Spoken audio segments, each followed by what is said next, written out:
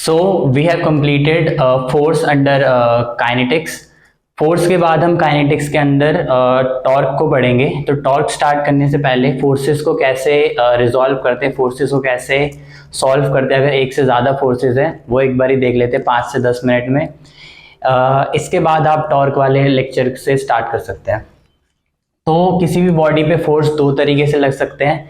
एक होता है लीनियर फोर्स सिस्टम और दूसरा होता है कॉन्करेंट फोर्स सिस्टम। ये ट्रांसलेटरी फोर्सेस की हम बात कर रहे हैं। रोटेटरी फोर्सेस हम टॉर्क में पढ़ेंगे। तो translatory force linear force system और कॉन्करेंट फोर्स सिस्टम में लग सकते हैं। लीनियर फोर्स सिस्टम कब होता है? जब कोई भी दो या दो से ज़्यादा फोर्सेस सेम सेगमेंट पे लगे, सेम प्लेन पे लगे और सेम लाइन पे लगे। ठीक है, क्या इसका मतलब मैं बताता हूँ। और कॉन्करेंट फोर्स सिस्टम का मतलब है कि जब कोई भी दो फोर्सेस किसी एक पॉइंट पे लग रहे हैं लेकिन वो एक लाइन में नहीं है, वो किसी एंगल्स पे लग रहे हैं, तो वो कॉन्करेंट फोर्स सिस्टम है। दोनों सॉल्व हम अलग अलग तरीके से करते हैं। लीनियर फोर्स सिस्टम में हम सिंपली ऐड कर देते हैं फोर्सेस को या सब्ट्रैक्ट कर देते हैं ऑन द बेसिस कि फोर्स ऑपोजिट डायरेक्शन में लग रहे हैं या सेम डायरेक्शन में लग रहे हैं। कॉन्करेंट फोर्स सिस्टम में हम cosine law of triangle use करते हैं। तो हम देखते हैं कि हम फोर्सेस को सॉल्व कैसे करते हैं यहाँ पे। तो मैंने बोला यहाँ पे हम लीनियर फोर्स सिस्टम में सेम लाइन ऑफ फोर्स होना चाहिए। सेम लाइन ऑफ फोर्स का मतलब क्या है? मान लो मैं नॉर्मल सीधा खड़ा हूँ, तो जो मेरा शोल्डर पे मेरे हाथ का पूरा वेट लग रहा है वो ग्रेविटी से नीचे लग रहा है। ठीक है, तो ऐसे ही यहाँ पे मैं बैठा हुआ हूँ नीचे और नॉर्मल बैठा हुआ हूँ और मेरा पैर 90 डिग्री पे हैंग कर रहा है नीचे। अब मेरे जो ये लेग का सेगमेंट है, थाई के ऊपर का छोड़ के जो नीचे का सेगमेंट है, उसका वेट मेरे नी जॉइंट पे लग रहा है ग्रेविटी से नीचे को। ठीक है, तो मेरे नी जॉइंट पे एक मेरे लेग और फुट का वेट का ग्रेविटी से फोर्स लग रहा है नीचे को। प्लस मैंने यहाँ पे वेट बूट पहन रखा है। ये 4 किलो का वेट बूट है जो मैंने पहन रखा है। ठीक है, तो 4 किलो का वेट बूट प्लस मेरे लेग का वेट ग्रेविटी का मेरे नी जॉइंट पे लग रहा है। तो ये दोनों फोर्सेस सेम लाइन पे लग रहे हैं, इनका लाइन ऑफ एक्शन सेम है। ग्रेविटी दोनों को नीचे पुल कर रही है। तो इन दो फोर्सेस को हम कैसे सॉल्व करेंगे? तो सबसे पहले तो आपको फोर्स निकालना पड़ेगा। हमको पता है कि लेग का वेट एक इंसान में कितना होता है। लेग का वेट एक इंसान में होता है 4.8%। ठीक है, 4.8% ऑफ बॉडी वेट। टोटल पूरे लेग का वेट होता है 16 kg के 16% के आसपास बॉडी वेट के। सिर्फ लेग का नी से नीचे का वेट होता है 4.8%।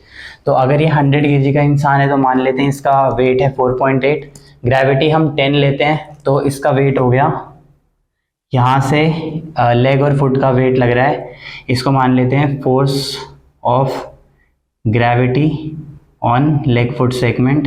ठीक है, या फिर सिंपल हम GLF भी लिख सकते थे और इसको हम लिख देते हैं 48 न्यूटन, क्योंकि 4.8 लेग का वेट है। अब यहाँ पे जो लेग बूट है, वेट बूट है, वेट बूट का वेट था 4 kg। तो force of gravity on weight boot कितना हो जाएगा? 4 किलो का था ये, 10 हम वो ले रहे हैं, एक्सेलरेशन ले रहे हैं, तो ये हो जाएगा 40 न्यूटन। तो हमारे पास दो फोर्सेस आ गए हैं और दोनों सेम डायरेक्शन में एक्ट कर रहे हैं नीचे को, लेकिन ये y एक्सिस है। ठीक है, y एक्सिस में ये नीचे को एक्ट कर रहे हैं। हमने काइनेमैटिक्स में पढ़ा था कि y एक्सिस में अगर कोई चीज़ हम ऊपर को जा रही है तो उसको पॉजिटिव लेंगे, नीचे को जा रही है तो हम नेगेटिव लेंगे। x एक्सिस में कोई चीज़ राइट साइड जाती है तो उसको हम पॉजिटिव लेते हैं, लेफ्ट साइड जाती है तो उसको हम नेगेटिव लेते हैं। और z एक्सिस में कोई चीज़ आगे जाती है तो उसको हम पॉजिटिव लेते हैं और पीछे जाती है तो उसको हम नेगेटिव लेते हैं। तो यहाँ पे ये दोनों फोर्सेस नेगेटिव लेंगे हम, ये भी माइनस होगा और सिंपली यहाँ पे इन दोनों को बस आपको ऐड कर देना है। -48 plus -40 newton which will be equals to -88 newton. ठीक है, तो लीनियर फोर्स सिस्टम में आपको फोर्सेस की डायरेक्शंस पता करनी है। पहले उनको एक साइन देना है, माइनस है या प्लस है, on the basis of direction, और सिंपली उनको ऐड कर देना है लीनियर फोर्स सिस्टम में। अब आ जाते हैं हम कॉन्करेंट फोर्स सिस्टम पे। जब एक पॉइंट पे जब एक पॉइंट पे किसी एंगल पे फोर्सेस लग रहे हैं, स्ट्रेट लाइन में नहीं लग रहे हैं, तो मान लेते हैं यहाँ पे एक पॉइंट है और एक फोर्स लग रहा है इधर को। वेक्टर्स हमने पढ़ लिए हैं फोर्स में, ठीक है, तो ये वेक्टर है, एक पॉइंट पे दो फोर्सेस लग रहे हैं, तो इनका रिजल्टेंट बीच में कहीं पे होगा, ठीक है, ये रिजल्टेंट होगा दो अलग अलग फोर्सेस का। तो इस रिजल्टेंट का मैग्नीट्यूड हम कैसे निकालेंगे वो हम यहाँ पे देखते हैं। तो पहले सेम एग्जाम्पल ले लेते हैं यहाँ पे। इस एग्जाम्पल में हमने नीचे डिस्ट्रैक्टिव फोर्स कितना लग रहा था वो हमने ट्रांसलेटरी फोर्स यहाँ पे निकाल लिया। अब इसको रोक कौन रहा है, इस पैर को डिस्ट्रैक्ट होने से रोक कौन रहा है, हमारे कैप्सुलर लिगामेंटस स्ट्रक्चर्स नी के।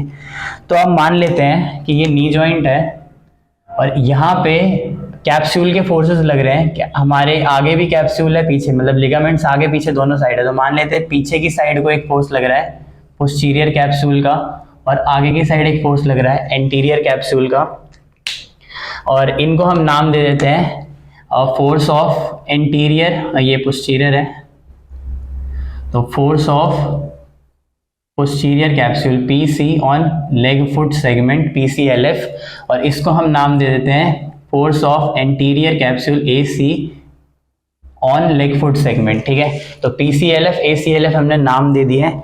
अब इनका जो रिजल्टेंट होगा वो बीच में कहीं पे होगा ऊपर को, तो ये जो रिजल्टेंट होगा इनका, ये इसको बैलेंस करेगा। जो नेट टोटल फोर्स नीचे लग रहा था -88 न्यूटन का, जो हमने यहाँ पे से कैलकुलेट किया, उसको बैलेंस करेगा ये नेट अपवर्ड फोर्स, जो कि इन दोनों कंपोनेंट का रिजल्टेंट हमने निकाला है। तो इस रिजल्टेंट को हम निकालते हैं कोसाइन लॉ ऑफ ट्राइंगल से। तो कोसाइन लॉ ऑफ ट्राइंगल क्या होता है, पहले आपको एक पैरेललोग्राम बनाना होता है।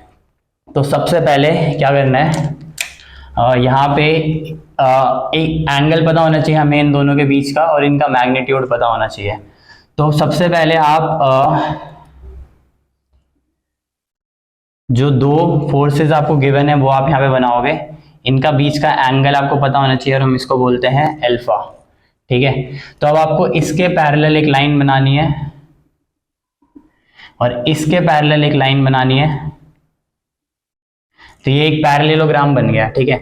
अब ये पैरेललोग्राम आपको पता है कि दो पैरेलल लाइंस जब होती हैं तो ये वाला एंगल भी, ये सेम एंगल्स होते हैं दोनों के दोनों, तो ये एंगल भी अल्फा हो गया, ठीक है। तो हमको चाहिए पहले ये दो फोर्सेस हमको गिवन थे, ठीक है। इन दो फोर्सेस के नाम लिख लेते हैं हम PCLF और ACLF। ये दो फोर्सेस हमको गिवन है। हमको चाहिए क्या, हमको कैप्सूल, नेट कैप्सूल का चाहिए, पोस्टीरियर और एंटीरियर का मिला के चाहिए हमको, ठीक है। तो हमको चाहिए ये, हमको डायगोनल चाहिए, इस पैरेललोग्राम का डायगोनल हमको चाहिए, और इसको नाम दे देते हैं हम CLF, force of capsule on leg foot segment. तो हमको चाहिए ये डायगोनल, तो हमारे पास ये एंगल आ चुका है। तो हमको cosine law of triangle use करने के लिए ये वाला एंगल चाहिए होता है, क्योंकि जो एंगल हमारे पास है उसके ऑपोजिट साइड हम निकालते हैं। तो हमको ये वाली साइड निकालनी है, तो हमको ये एंगल चाहिए। हमें पता था ये एंगल अल्फा है, ये अल्फा है, तो अब ये एंगल कितना होगा, ये होगा 180 माइनस अल्फा, इसको हम दे देते हैं नाम बीटा, ठीक है। तो हमको यही एंगल चाहिए होता है मेनली डायगोनल निकालने के लिए। तो बीटा एंगल हमको पता चल गया, और बीटा एंगल क्या होगा, 180 माइनस अल्फा होगा। तो हम सिंपली क्या करते हैं, इसका जो फॉर्मूला होता है ट्राइंगल की एक साइड निकालने का, तो ये वाली साइड हमको निकालनी है और इसके ऑपोजिट ट्राइंगल हमको गिवन है, और ये दो साइड्स हमको गिवन है। तो जब हमको ट्राइंगल की दो साइड दी गई हो और उन दोनों के बीच का एंगल दिया हो, ये और ये साइड दे रखी है, यही पैरेलल इधर बना रखे ना हमने, तो ये और ये साइड दे रखी है, इन दोनों के बीच का एंगल हमें पता है, तो हम ट्राइंगल की तीसरी साइड निकाल सकते हैं। क्या फॉर्मूला यूज करके, ये वाली साइड को मान लेते हैं C, ये A ये B, ठीक है, ABC। तो C square will be equal to A square plus B square plus 2AB cos beta. ये फॉर्मूला होता है C निकालने के लिए, मतलब ये वाली साइड निकालने के लिए। अब अज्यूम कर लेते हैं अपनी कैलकुलेशंस करने के लिए कि जो कैप्सूल फोर्स लगा रही है, एंटीरियर कैप्सूल और पोस्टीरियर कैप्सूल दोनों ही 51 न्यूटन और 51 न्यूटन का फोर्स लगा रहे हैं, और इनके बीच में जो एंगल है ये अल्फा, ये 60 डिग्री है, ठीक है, मान लेते हैं।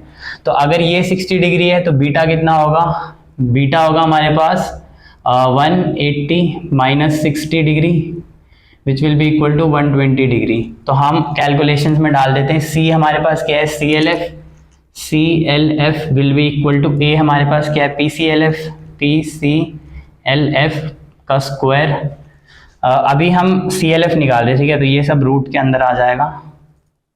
P C L F plus उसका square plus A C L F का स्क्वायर, फिर ये माइनस होगा यहाँ पे, सॉरी ये माइनस होगा यहाँ पे, माइनस 2 इंटू ए है P C L F into में A C L F into में कॉस हमारे पास होगा बीटा है 120 डिग्री, ठीक है, ये हमारे पास आ गया। अब हमने अज्यूम किया था कि हमारे पास जो पी सी एल एफ और ए सी एल एफ जो फोर्स लगा रहे हैं वो 51 न्यूटन और 51 न्यूटन लगा रहे हैं, तो वो इसमें डाल देते हैं। तो 51 का स्क्वायर प्लस 51 का स्क्वायर माइनस 2 इंटू 51 इंटू में 51 कॉस 120 होता है माइनस हाफ, ठीक है। तो ये सॉल्व करने के पास हमारे पास आता है 88 न्यूटन और प्लस 88 न्यूटन। प्लस क्यों? क्योंकि ये फोर्स ऊपर को लग रहा है, तो हमने ये जो 51 और 51 लिए हैं दोनों, ये प्लस में लिए हैं, तो इसलिए हमारा फोर्स प्लस 88 न्यूटन आया है ऊपर वाली डायरेक्शन में। प्लस बता रहा है कि फोर्स ऊपर वाली डायरेक्शन में लग रहा है। तो आपको पता चल गया अब कि कॉन्करेंट फोर्स सिस्टम में जब एक पॉइंट पे दो अलग अलग डायरेक्शन में फोर्सेस लग रहे हैं, दो वेक्टर्स अलग अलग डायरेक्शन में हो, तो उनको कैसे सॉल्व करना है। और अगर एक पॉइंट पे दो फोर्सेस सेम डायरेक्शन में एक्ट कर रहे हो, सेम लाइन ऑफ एक्शन हो, सेम प्लेन में हो, तो उनको कैसे सॉल्व करना है। तो ये क्यों ज़रूरी है?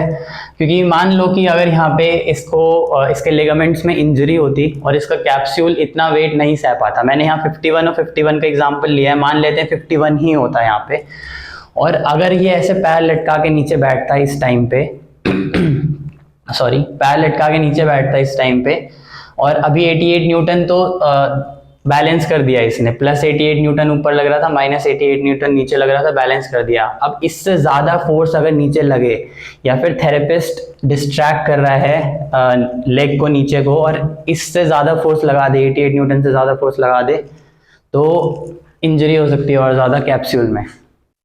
तो फोर्सेस को कैसे दो फोर्सेस को कैसे एक फोर्स में रिजॉल्व करना है, उसका रिजल्टेंट निकालना है, आपको पता चल गया।